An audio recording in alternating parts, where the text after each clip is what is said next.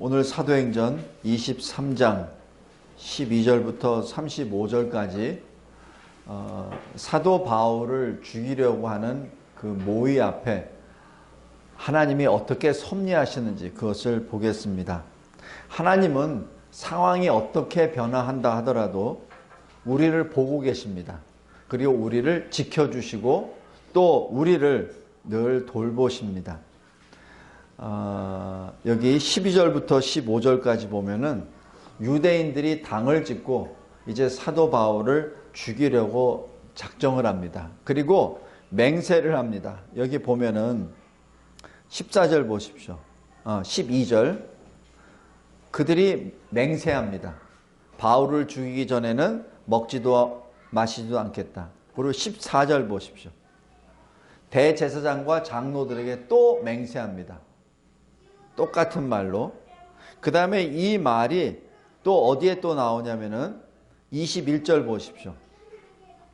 21절에 천부장에게 이 바울의 생질 조카가 보고하는 내용이 또 들어갑니다.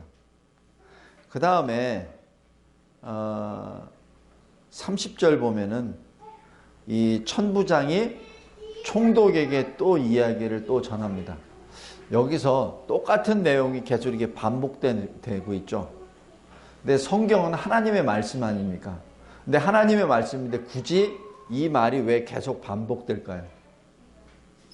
지금 바울을 죽이려고 하는 그 의도가 굉장히 강하다는 것을 여기서 나타내고, 그리고 여기에서 해결할 수 있는 사람은 없다는 것을 의미합니다. 해결할 자가 없어요. 왜 우리 어린이 예배 때도 말씀드렸지만은 전쟁은 하나님께 속한다라고 했습니다. 하나님께 속한 것이기 때문에 어떤 이런 문제가 있으면 하나님이 해결해 주셔야 됩니다. 그러지 않고는 여기서 존재할 수가 없어요. 오늘 여기 사도 바울을 향하여 끊임없이 이렇게 아주 맹렬하게, 그것도 한두 명이 아니라 40여 명이 아예 죽이려고 작정하고 맹세까지 합니다. 분명히 이 맹세는 누구한테 했겠습니까? 하나님께 했을 거예요. 왜냐하면 그들도 하나님을 믿는다고 생각하는 사람들이기 때문에. 근데 여기서 첫 번째 하나, 잘못된 맹세에 대해서 짚고 넘어가겠습니다. 맹세는 사람을 죽이려고 맹세하는 거 아닙니다.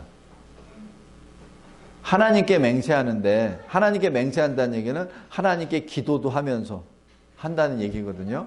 근데 우리가 자칫 잘못해서 폭력, 살인을 하겠다고 맹세하는 것은 잘못된 맹세입니다. 거기에 대한 예가 바로 헤롯입니다. 헤롯도 반은 유대 피가 섞인 사람입니다. 근데 세례 요한이 헤롯 왕이 잘못된 것을 지적하니까 옥에다 가두었어요. 그 다음에 잘못된 결혼 관계에 의해서 그 의붓 딸 헤로디아가 왕 앞에 춤을 잘 추니까 헤롯 왕이 뭐라고 하죠? 너희가 뭘 원하느냐? 내가 이 나라의 절반이라도 주겠노라고 맹세를 합니다. 그때 헤로디아가 뭐죠? 바로 헤로디아의 어머니한테 얘기하고, 그리고 세례 요한의 목을 가져오십시오.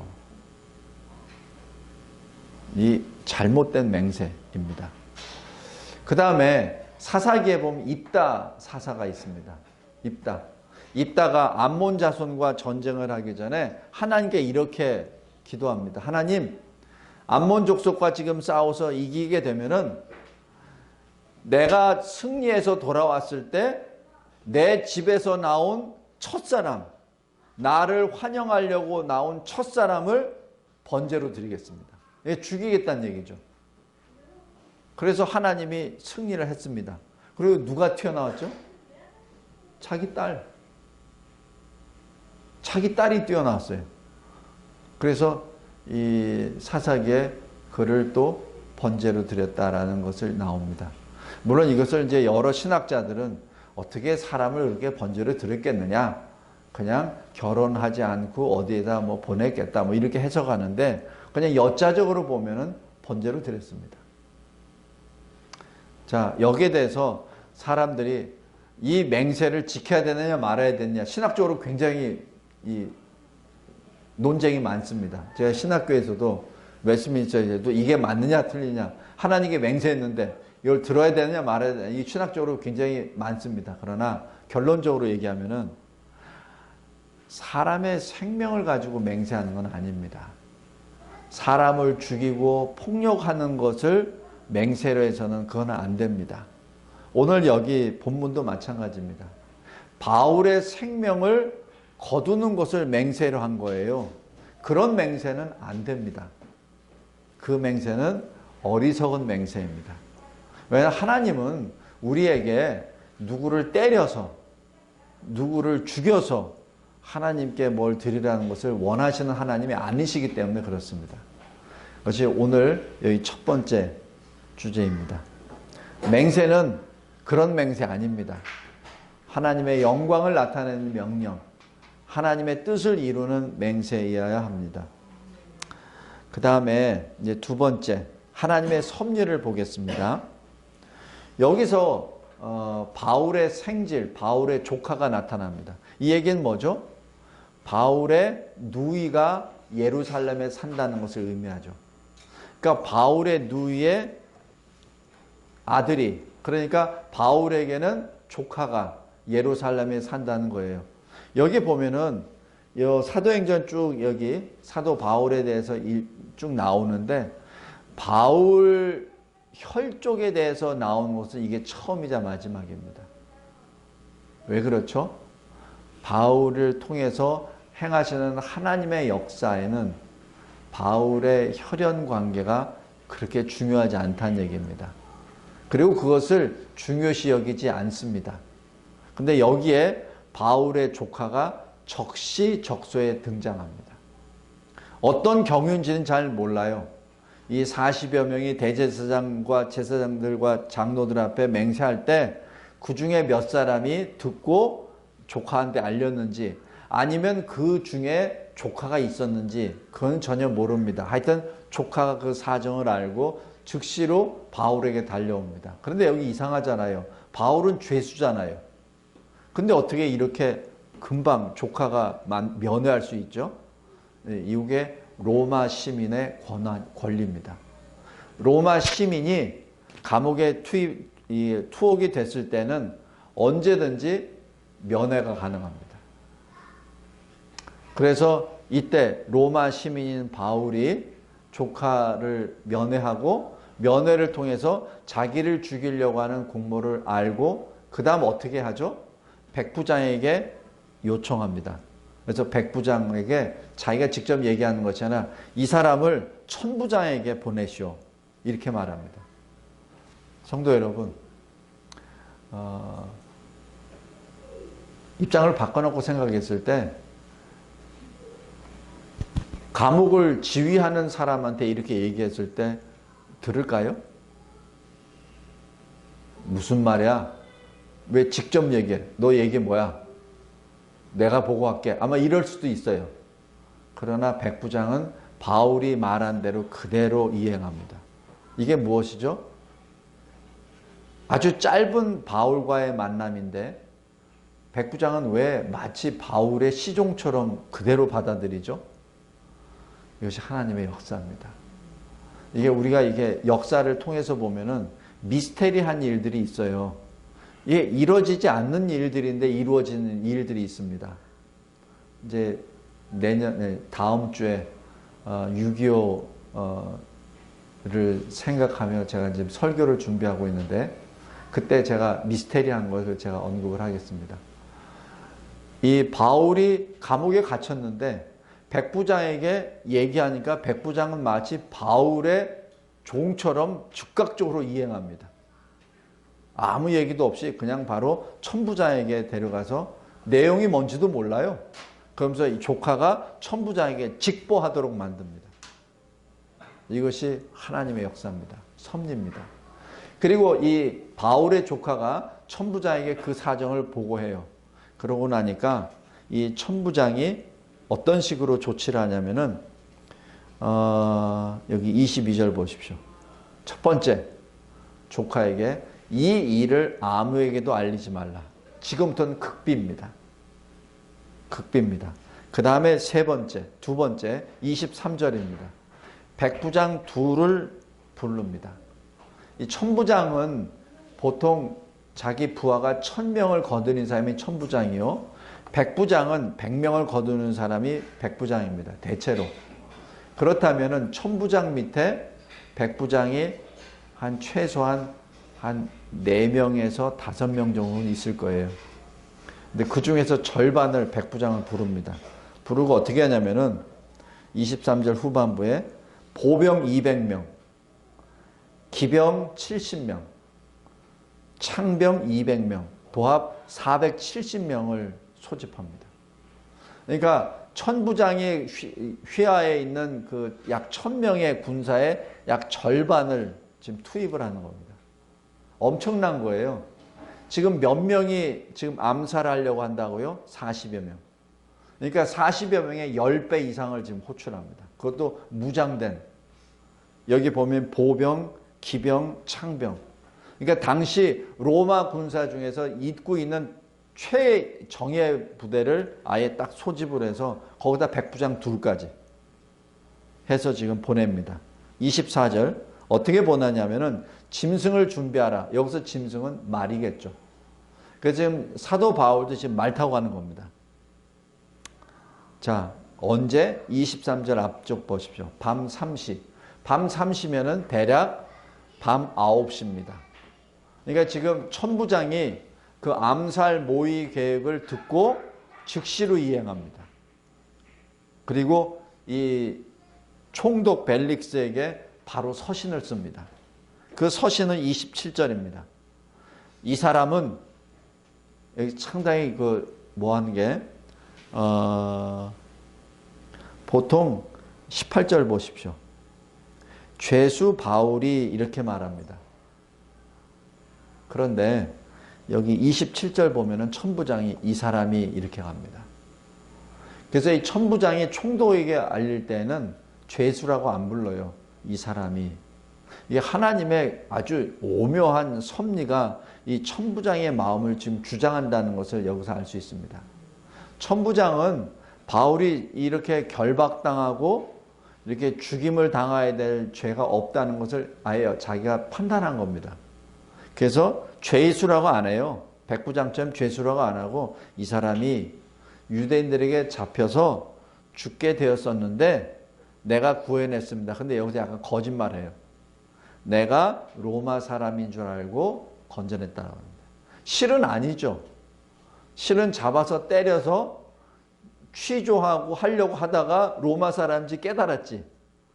그러니까 이 천부장은 뒤가 좀 당긴 겁니다. 혹시 바울이 자기가 잘못한 것에 대해서 총독에게 얘기하면은 자기가 큰일 나잖아요. 그래서 아마 이렇게 하지 않았나 생각이 듭니다. 자, 31절 보십시오. 지금 470명이 명을 받고 밤 9시에 출동을 급기야 나갑니다. 나가서 보병은 안디바드리 여기 한 절반 정도 간 데에서 보병은 다시 복귀합니다. 그러니까 보병하고 여기 창병 대략 한 400명은 그대로 복귀합니다. 그러니까 아마 그 당시에 봐서 유대인들의 40여 명이 암살을 기도하고 영향을 미칠 곳은 470명이 같이 출동을 한 거고 그 다음에 그것을 벗어났을 때는 기병으로 32절 기병 70명이 바울을 호송해서 바로 급히 나가죠. 지금 그렇게 된 겁니다.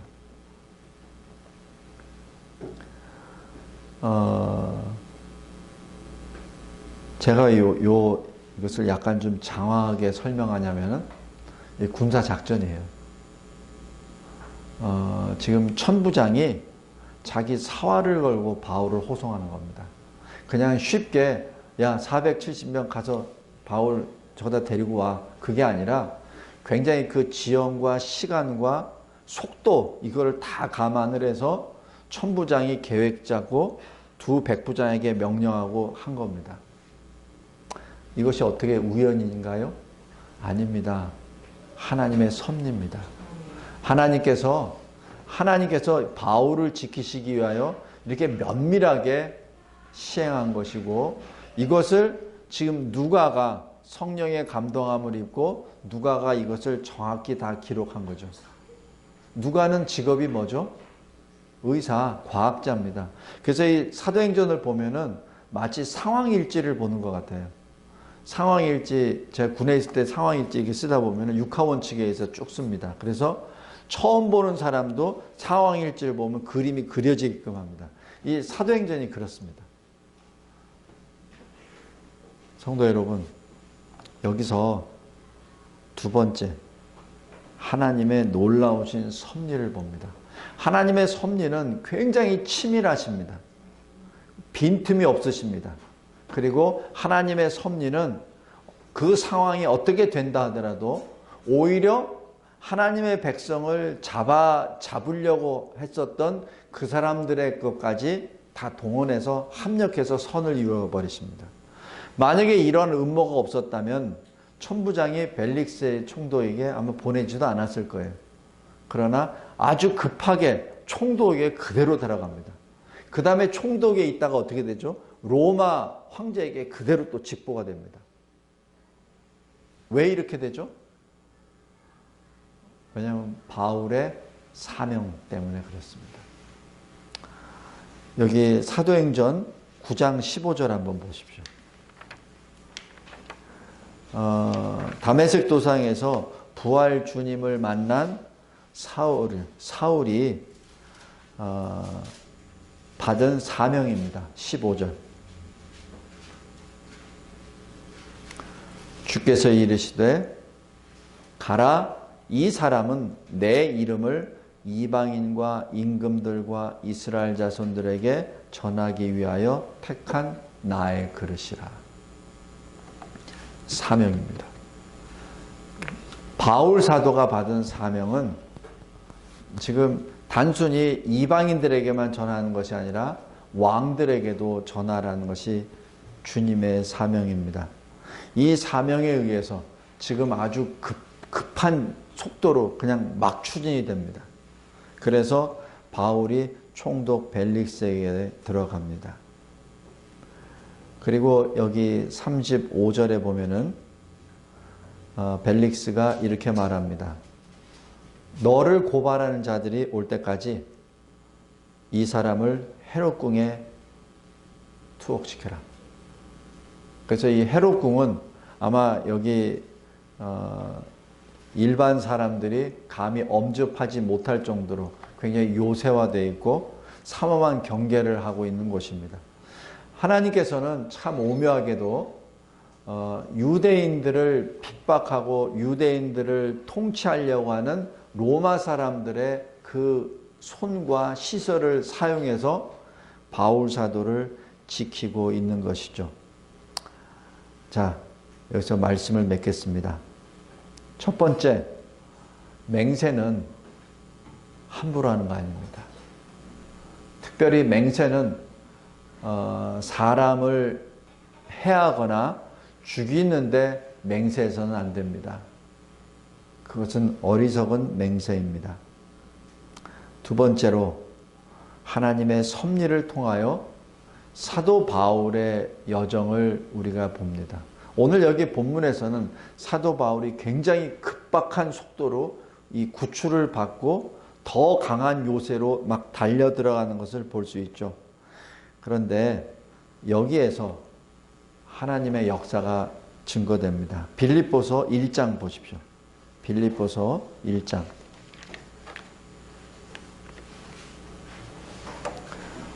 왜 보통 감옥에 들어가면은 복음을 전하지 못하는 걸로 생각하잖아요. 근데 이 사도 바울은 오히려 감옥에 있으면서 복음이 더 확산되는 것을 봅니다. 빌립보서 1장 12절 13절입니다. 제가 읽겠습니다. 하나님의 말씀입니다. 형제들아, 내가 당한 일이 도리어 복음 전파의 진전이 된 줄을 너희가 알기를 원하노라. 13절, 이러므로 나의 매임이 그리스도 안에서 모든 시위대 안과 그 밖의 모든 사람에게 나타났다라고 기록합니다. 전에 제가 언뜻 말씀드린 것 같은데 사도 바울을 지키는 이 로마 병사들이 늘 좌우에 한 명씩 붙어 있습니다. 6시간씩 교대합니다. 그러면 24시간 4번 교대죠. 4번 교대를 2사람이 하니까 8명이죠. 그죠? 하루에 8명. 하루에 8명이 돌아가면서 바울을 지킵니다. 그렇게 되면은 열흘이면은 몇 명이죠? 80명입니다. 사도 바울 품성상, 성품상 가만히 있었겠습니까? 좌우에 있는 로마 병사들에게 너는 그리스도를 아느뇨? 너는 지금 죽게 됐으면 어디로 가는 줄 아느뇨? 계속 물을 거 아닙니까? 사도 바울이 가만히 있을 사람이 아니에요. 그러면 거기 열흘이면은 80명, 30일이면은 한 달이잖아요. 그 숫자가 엄청난 겁니다. 그래서 빌립보서에서 나오는 것이 바로 그 내용입니다. 내가 매였는데, 내가 죄수로 묶였는데, 근데 그리스도 안에서 로마 시위대 안에, 시위대 밖에 모든 사람에게 내가 복음을 전함으로 복음의 진전이 있었다라고 얘기합니다. 자, 이것이 하나님의 섭리입니다. 하나님은 최악의 상황에서도 하나님의 기쁘시고 선하신 뜻을 이루어 가십니다. 그러므로 우리 그리스도인들은 현재 내가 처하고 있는 상황 안에서 보다 큰 그림을 볼 수 있어야 합니다. 내 상황이, 내가 처해 있는 것이 지금 어떻다고 해서 그 안에서 그냥 낙심하거나 좌절해서는 안 된다는 것을 의미합니다. 그 상황 하에서 하나님의 역사, 하나님의 섭리가 무엇을 향하는지 그 큰 그림을 보라는 얘기입니다. 우리 대한민국이 지금 굉장히 자유민주주의 체제가 위협을 받고 있잖아요. 왜 목사가 자꾸 자유민주주의 체제가 위협받는 것을 제가 왜 민감하게 반응하냐면은 자유민주주의 체제가 무너지면 교회가 설 곳이 없어서 그렇습니다. 자유민주주의 체제가 무너진 나라들 잘 보세요. 중국 보세요. 우리가 선교사를 보내잖아요. 자유민주주의 체제가 무너진 나라에서는 교회가 세워지지가 못하고 성도들이 마음껏 예배 생활을 할 수 없습니다. 그래서 목사가 이렇게 얘기하는 거예요. 목사가 무슨 이것을 얘기해서 무슨 이름을 내기 위한 것도 아니고 뭘 어떻게 하려고 것도 아니에요. 그냥 아주 단순합니다. 예배 때문에 그런 거예요. 자유민주주의 체제가 무너지면 우리는 예배 못 드려요. 우리 남북이 지금 분단된 상황에서 자유민주주의 체제가 무너지면 우리는 어떤 체제 안에 살되죠? 북한 체제. 그 두 말하면 잔소리잖아요. 그럼 거기에 교회가 세워집니까? 세워지겠죠. 어용교회. 김일성 신을 모시는 어용교회. 성도 여러분, 지금 이 시대 대한민국이 처한 이 상황 속에서 우리는 어떻게 해야 됩니까? 우리 스스로가 어떻게 할 수 있는 게 아무것도 없어요. 단지 이 상황 속에서 하나님이 무엇을 요구하시는지를 봐야 합니다. 더 큰 그림을 봐야 돼요. 여기서 봐야 될 것은 왜 이런 시험이, 시련이 우리나라에 임했는가? 그것을 먼저 봐야 되고, 그렇다면 이 시험은 하나님이 뭘 요구하시는가? 그것을 봐야 되죠. 그런데 왜 이런 시련이 왔죠? 우리가 부패했기 때문에. 우리가 우리 신앙을 제대로 지키지 못했기 때문에. 빛의 역할을 감당하지 못하면 어두워지잖아요. 소금이 소금의 맛을 잃으면 버려지잖아요. 마찬가지입니다. 이 대한민국의 교회가 교회의 역할을 제대로 하지 못했을 때는 세상에 부패한 것이 교회를 덮치잖아요. 아주 자연스러운 논리입니다. 그렇다면 빛이 다시 회복되려면 어떻게 됩니까? 빛의 능력을 받아야 되잖아요. 그것이 하나님의 역사입니다. 그래서 우리가 간구하는 것은 우리가 생을 포기하고 뭐 이민 가고 이런 얘기가 아니라 우리 자체적으로 영적으로 깨어서 하나님이 주시는 영적 능력을 우리가 발휘해야 됩니다. 우리의 삶을 통하여 우리 그리스도인의 향기가 계속 나타났을 때 세상의 그 흑암 세력이 걷어가지겠죠. 그것이 하나님의 역사죠. 하나님의 섭리입니다. 왜 사도 바울에게 이렇게 급속도로 바울이 보호를 받으면서 계속 하나님의 주님의 뜻대로 계속 이끌어 나가죠? 왜냐하면 주님이 인도하시지만 그 인도 담당을 받는 바울이 지금 주님을 딱 바라보고 있거든요. 흔들리지 않는 믿음으로 주님과 같이 동행하거든요. 바울이라고 두려움이 없었겠습니까? 눈이 시뻘개져 가지고 돌을 들어서 자기를 향해서 죽이려고 하는데, 사도 바울을 찢어서라도 죽이려고 하는데 거기서 왜 두려움이 없었겠습니까? 그러나 그 두려움 순간에 주님이 오시잖아요. 그것이 여기 23장 11절입니다. 그날 밤 주님이 바울 곁에 서서 말씀하시잖아요. 담대하라. 담대하라. 너는 여기서 끝날 인생이 아니라 너는 로마에서도 증언해야 되니 너는 로마까지 갈 동안에 너는 걱정하지 마라. 지금 하시는 말씀입니다. 우리 인생도 마찬가지입니다. 제가 오늘 특별히 오늘 말씀을 이렇게 마감 짓고 싶습니다. 많은 젊은이들이, 많은 돈 있는 사람들이, 많은 실력자들이 한국을 떠난다는 슬픈 소식을 제가 자꾸자꾸 듣습니다. 그리고 대한민국 국적을 포기한다는 얘기도 들었습니다. 그러나 그래서는 안 됩니다. 나라가 위태할수록 나라를 지켜야 합니다. 마치 교회가 위험할 때 교회를 지키듯이 나라가 위험할 때 나라를 지켜야 합니다. 그래야 나라가 존재합니다. 만약에 그러지 아니하고 나라가 위급하다고 해서 너도 나도 조금 기회가 닿고 줄이 닿고 실력이 있고 돈이 있는 사람들이 한 사람 두 사람 너도 나도 다 이민 가버린다고 하면은 이 나라는 누가 남죠? 그럼 이 나라는 어떻게 됩니까? 성도 여러분, 그리고 혹시 이 방송을 통하여 듣는 성도 여러분, 이 나라는 하나님의 나라입니다. 하나님이 세우시고 하나님이 지키시는 나라입니다. 두려워하지 말고 이 땅에 있으십시오. 어떤 목사님이나 어떤 설교자처럼 이 대한민국에 재난이 올 거니까 빨리 피하십시오 라고 말을 하는데 저는 그렇게 하고 싶지 않습니다.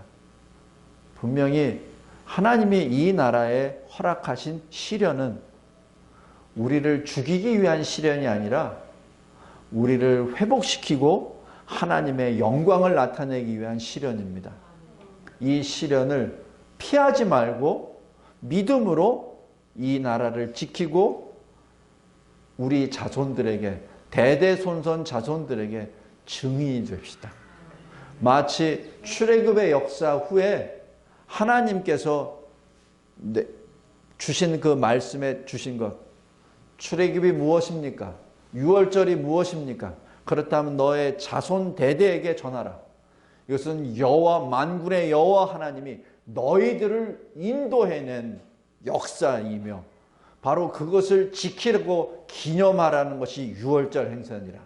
너희들은 이것을 영원히 지켜라 라고 하신 것이 하나님이십니다. 우리 대한민국에 이러한 위기가 왔습니까?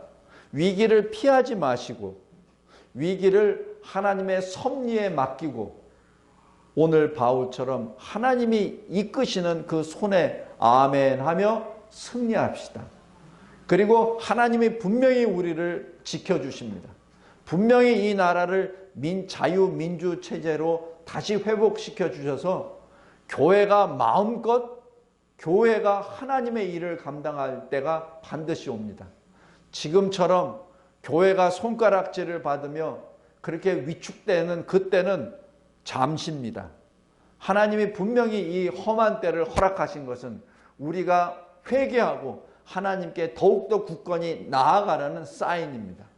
이 사인에 자꾸 낙심하거나 이 사인에 그저 또 이민 가거나 피하지 마시고 하나님 앞에 굳건히 서시기 바랍니다. 그러면 하나님이 우리를 다시 세우시고 하나님의 방법으로, 우리 방법이 아니라 하나님의 방법으로. 지금 여기 바울도 보십시오. 바울을 죽일 수도 있는 천부장이 바울을 지키지 않습니까? 성도 여러분, 이 나라도 분명 하나님이 또 지켜주십니다. 미국을 통해서 우리를 지켜주시든지 어떠한 방법으로 지켜주십니다. 하나의 예를 들어볼까요? 제가 연합사에 근무할 때 지금 이 미군의 그 자산들을, 미군의 전력들을 이렇게 요청할 때가 있습니다. 근데 제가 실무자로서 이 요청을 이렇게 할 때 보통 리젝트, 거부를 합니다. 왜냐하면 그건 비용도 많이 들고 그리고 뭐 대통령이 그거는 인가를 안 해주고 뭐 이런 얘기를 해요. 그러나 지금 우리 한반도에 지금 계속 미군이 이 전개되고 있는 것은 엄청난 자산입니다. 제가 현역에 있을 때 감히 생각하지도 못했던 자산들이 지금 한국으로 계속 옵니다. 한국으로 안 오면 일본으로 계속 옵니다. 왜? 이 나라를 지키기 위해서. 마치 천부장이 바울을 지키기 위해서 470명, 자기가 가지고 있는, 자기가 지휘하고 있는 전 병력의 절반을 해서 바울을 지켜서 호송하듯이 지금 미국이 이 대한민국을 지키기 위해서 제가 경험하지도 못하고 듣지도 못하는 이 미군 자산을 계속 이 한반도 쪽으로 집결하고 있는 것을 꼭 기억하시기 바랍니다. 하나님은 우리를 버리지 아니하십니다. 하나님은 우리를 지켜주십니다. 이것이 하나님의 섭리입니다. 하나님을 사랑하는 자, 곧 그의 부르심을 받은 자에게는 모든 것이 합력하여 하나님의 영광을 나타내리라. 로마서 8장 28절 말씀을 늘 기억하며 하나님이 이 나라를 지켜주시는 것을 눈으로 보고 확인하고 우리가 증인으로서 우리뿐만 아니라 우리의 자손들에게 하나님의 섭리를, 이 시대 하나님이 이 나라를 향하여 특별히 교회를 사랑하시어 교회를 위하여 행하시는 하나님의 섭리를 증거하는 저와 여러분이 되기를 바랍니다. 기도하겠습니다. 하나님 아버지, 감사하고 감사합니다. 하나님은 진정으로 만물을 창조하신 하나님이시오 우리의 주이십니다. 그리고 하나님께서는 하나님의 선하신 뜻을 교회를 통하여 다 이루시고, 비록 교회가 연약할 때 주님이 또 교회에게 새 힘을 공급해 주시고, 교회가 혹시 부패하거나 타락했을 때 버려두시지 아니하시고 하나님의 사람들을 통하여 교회를 다시 새롭게 세워주시고 하나님의 역사를 다 이루게 하심을 말씀을 통하여 우리가 잘 알고 있습니다. 하나님, 지금 이 대한민국에 우리가 겪고 있는 이 환난을 그저 근심과 낙심에 빠지지 않게 하여 주시고 하나님의 놀라우신 섭리에 따라 하나님이 행하시는 구원의 역사를 우리가 보고 이 일에 쓰임을 받는 선한 그릇으로 사용하여 주시옵소서. 이 상황 속에서 하나님의 놀라우신 구속의 큰 그림을 바라보며 하나님의 이름을 부르는 이 시대에 깨어있는 자, 이 시대에 참된 그리스도인이 되게 하옵소서. 예수 그리스도의 이름으로 기도드리옵나이다. 아멘.